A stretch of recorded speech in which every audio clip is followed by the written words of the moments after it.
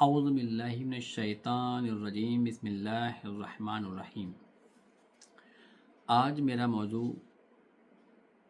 زکوٰۃ کے تعلق سے کچھ مسائل لے کر میں آیا ہوں جو آج معاشرے میں جو اصلاح کے طور پر ہونا چاہیے وہ شاید ذکر نہیں ہوتے۔ جیسا کہ حضور کا فرمان ہے، بے شک مومن کے لیے مومن عمارت کی مثال ہے، بعض کو طاقت دینے کا کام پہنچتا ہے۔ زکوٰۃ آپس میں بھائی چارہ مضبوط بنانے میں بہت اہم کردار ادا کرتی ہے۔ زکوٰۃ دینے سے لالچ اور بخل بری صفات سے اگر دل میں ہے تو چھٹکارا پانے میں مدد ملتی ہے، اور سخاوت اور بخشش کا محبوب کردار مل جاتا ہے۔ زکوٰۃ 2 ہجری میں فرض ہوئی۔ زکوٰۃ کا فرض ہونا قرآن سے ثابت ہے اور اس کا انکار کفر ہے۔ اب مسئلہ ہے زکوٰۃ کس پر فرض ہے؟ زکوٰۃ دینا ہر عقل مند، بالغ اور آزاد مسلمان پر فرض ہے جس میں یہ شرائط ہوں: 1 نصاب کا مالک ہو، 2 نصاب اس کے قبضے میں ہو،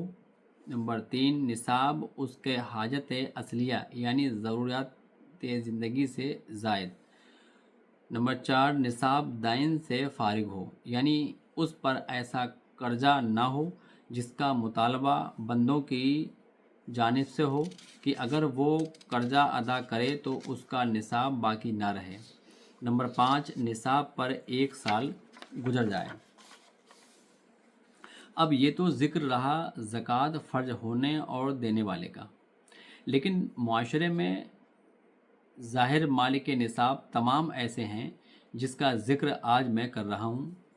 وہ یہ کہ زکوٰۃ کا ذکر بھی ہوتا ہے اور کتنا دینا چاہیے یہ بھی ہوتا ہے، لیکن کیا ذکر یہ ہوتا ہے زکوٰۃ کس سے نہیں لینی چاہیے؟ تو آج سمجھنا پڑے گا، اور تمام ایسے لوگ جو گمراہ ہیں ان کی اصلاح کرنے کی کوشش کرنی پڑے گی جس سے وہ بھی اپنے نصاب کو پاک کر لیں۔ تو سنیں، فتاوی رضویہ جلد 19 جلد 23 صفحہ 656 اور 551 میں ہے کہ جس کا کل مال حرام ہو اس پر زکوٰۃ فرض نہیں ہوگی، کیونکہ وہ اس مال کا مالک ہی نہیں ہے۔ جو چوری، رشوت، غصب اور انہی جیسے دوسرے طریقے سے لیا ہوا ہو یا ملا ہوا ہو، یہ پیسے سے اصلاً مالک ہی نہیں بنتا، یہ حرام ہے۔ دوسرا وہ حرام مال جس میں قبضہ کر لینے سے ملک خبیث حاصل ہو جاتی ہے، اور یہ وہ مال ہے جو کسی فاسد کے ذریعے حاصل ہوا ہو، جیسے سود یا داڑھی موڑنے، خسکسی کرنے کی اجرت وغیرہ۔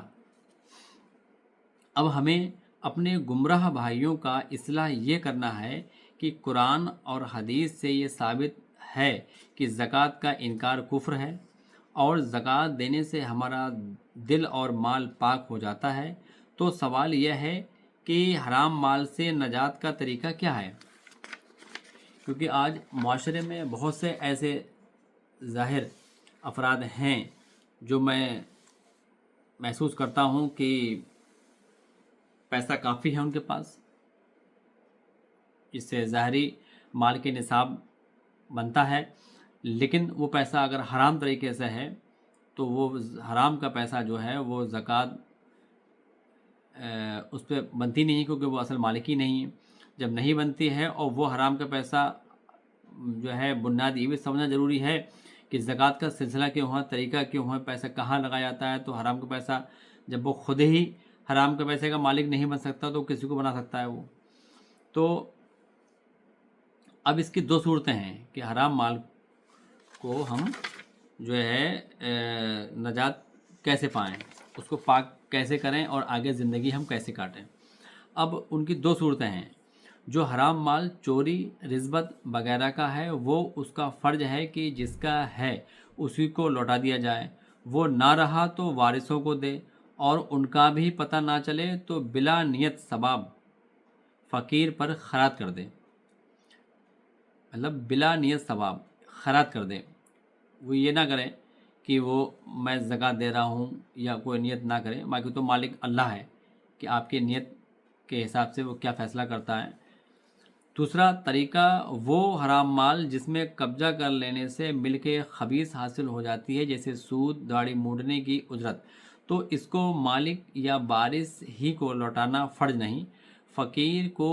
بلا نیت ثواب خیرات میں دے سکتا ہے۔ اب یہ ذکر جوان حال میں کافی ہو رہا ہے اور اس پر دھیان دینا ضروری ہے، اور تمام عالم دین اسلام کو یہ واضح کرنا چاہیے کہ زکوٰۃ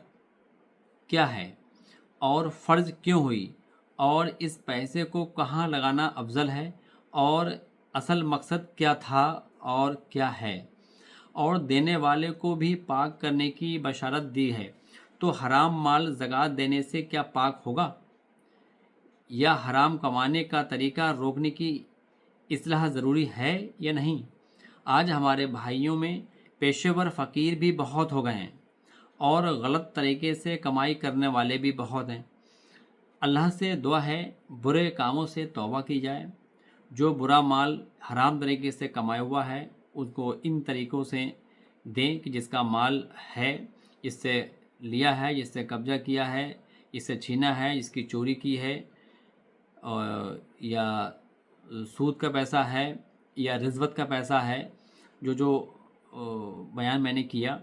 تو وہ جس کا ہے اسے لوٹائیں، اور اگر وہ لوٹانا آسان نہیں ہے یا نہیں ہے تو اس کو بلا ثواب نیت فقیر کو خیرات کر دیں،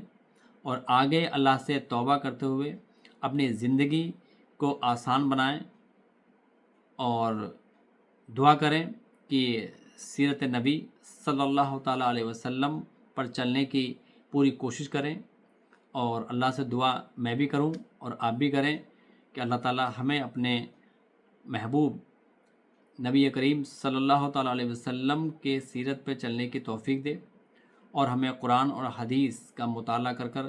اس کو سمجھنے کی اور اس پر عمل کرنے کی توفیق دے۔ باقی